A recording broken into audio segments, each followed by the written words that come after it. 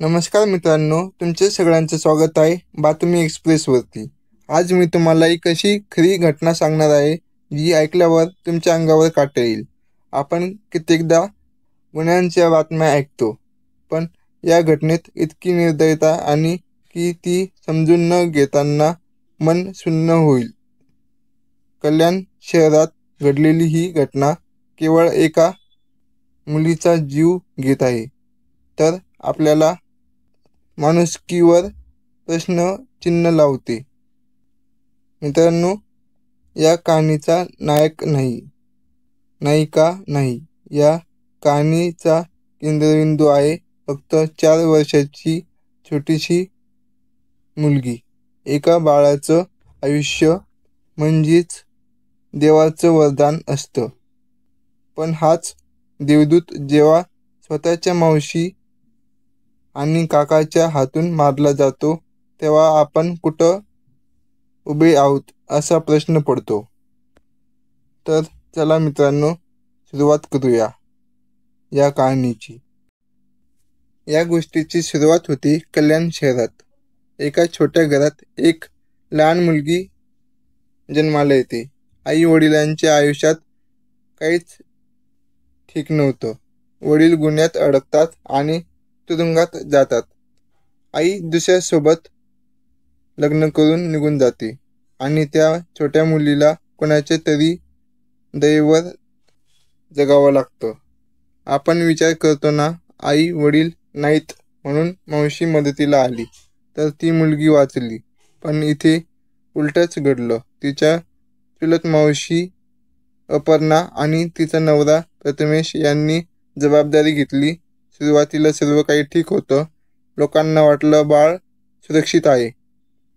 पण जसं जसं दिवस गेले तसं तसं या दोघांचा संयम तुटला। 4 वर्षाचं बाळ आहे, शिस्त अजून शिकवायची आहे, बोलणं रडणं हेच त्याचं जग। पण अपर्णा आणि प्रथमेश यांना तिचं रडणं, तिची लहानशी चूक ही असं व्हायला लागली। तिला वारंवार मारहाण होऊ लागली। शेजारीही काहीच लक्ष देत नव्हते। बाळ रोज रडत होतं, पण त्या रडण्याला ऐकणारा कोणीच नव्हता।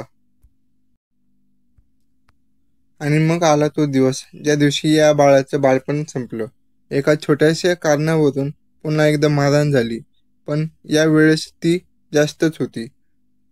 त्या निर्दयी हातांनी त्या 4 वर्षाच्या जीवाचा जीव घेतला।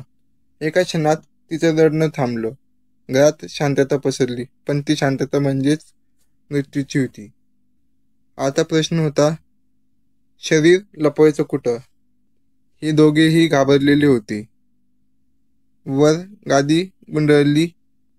मध्यरात्री गाडी कर्जत भिवपुरी जंगलाच्या दिशेने निघाली। अंधारलेली रात्र, रस्त्यावर शांतता, आणि त्या गाडीत एक जीव गप्प पडलेलो आणि त्या गाडीत एका निष्पाप जीव गप्प पडलेला।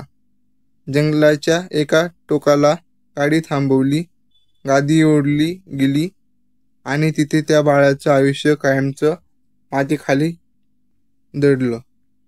कल्पना करा मित्रांनो, फक्त सांभाळायला कंटाळा आला म्हणून एका बाळाला मृत्यूच्या दारी ढकललं गेलं। हे शब्द बोलतानाही अंगावर काटा येईल। मात्र सत्य कितीही लपवलं तरी उघडं होतंच। काही दिवसांनी मुलीच्या आत्याला संशय आला। तिने अपर्णा आणि प्रथमेश यांच्याकडे विचारलं, मुलगी कुठे आहे? मला दे तिला। पण उत्तर न देता त्यांनी मोबाईल बंद केला आणि गायब झाली। आता संशय पक्का झाला आणि मग नोंद झाली कोळशेवाडी पोलीस ठाण्यात। पोलिसांनी तपास सुरू केला, पण आरोपींनी पळ काढला होता। 7-8 महिने त्यांनी पोलिसांना चकमा दिला, गावोगाव पळत राहिले, पण पोलिसांचा तपास थांबला नाही। मोबाईल लोकेशन, गावोगाव चौकशी, गुप्त माहिती, अशा पद्धतीनं शेवटी पोलिसांना खात्रीशीर धागा मिळाला। रायगड जिल्ह्यातील चिंचवली गावात हे दोघे लपून बसले होते. पोलिसांनी तिथे छापा टाकला आणि आरोपींना अटक केली. मित्रांनो, 8 महिन्यांचा संघर्ष संपला, पण त्या बाळाचं आयुष्य परत आलं का? नाही ना? हाच तर सर्वात मोठा प्रश्न आहे. जेव्हा हा गुन्हा उघड झाला तेव्हा संपूर्ण कल्याण हादरलं. लोकांच्या तोंडातून एकच शब्द बाहेर येत होता, हे कसं शक्य आहे? एका आईसारख्या व्यक्तीने, म्हणजे मावशीने, स्वतःच्या हातांनी पोरगी मारली. लोक सोशल मीडियावर लिहू लागली, जस्टिस फॉर कल्याणी. लोकांच्या डोळ्यात दुःख होतं. त्या बाळाच्या आत्याने डोळे पाणावलेले होते. ती म्हणाली, माझी पोरगी परत मिळाली नाही, मी तिला पुन्हा हसताना पाहू शकणार नाही. तिचं दुःख शब्दात सांगता येणारच नाही. 11 ऑगस्ट रोजी आरोपींना न्यायालयात हजर करण्यात आलं. 7 दिवसांची पोलीस कोठडी सुनावली गेली. जंगलातून सापडलेला मृतदेह फॉरेन्सिक तपासासाठी पाठवला गेला. पुढे या गुन्ह्याचा खटला न्यायालयात चालणार आहे. आता प्रश्न आहे, अशा गुन्हेगारांना कोणती शिक्षा मिळायला हवी? जन्मठेप की फाशी? मित्रांनो, तुमचं मत काय आहे कमेंटमध्ये नक्की सांगा.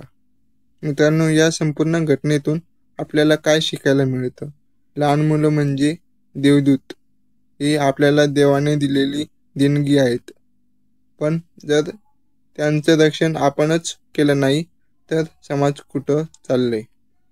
आज मी एकच सांगू इच्छितो, जर तुमच्या आसपास कुठेही मुलांवर अत्याचार होताना दिसले कुणी त्यांना, तर गप्प बसू नका, आवाज उठवा.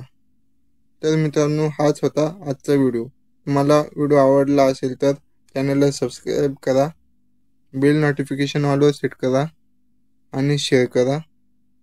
धन्यवाद.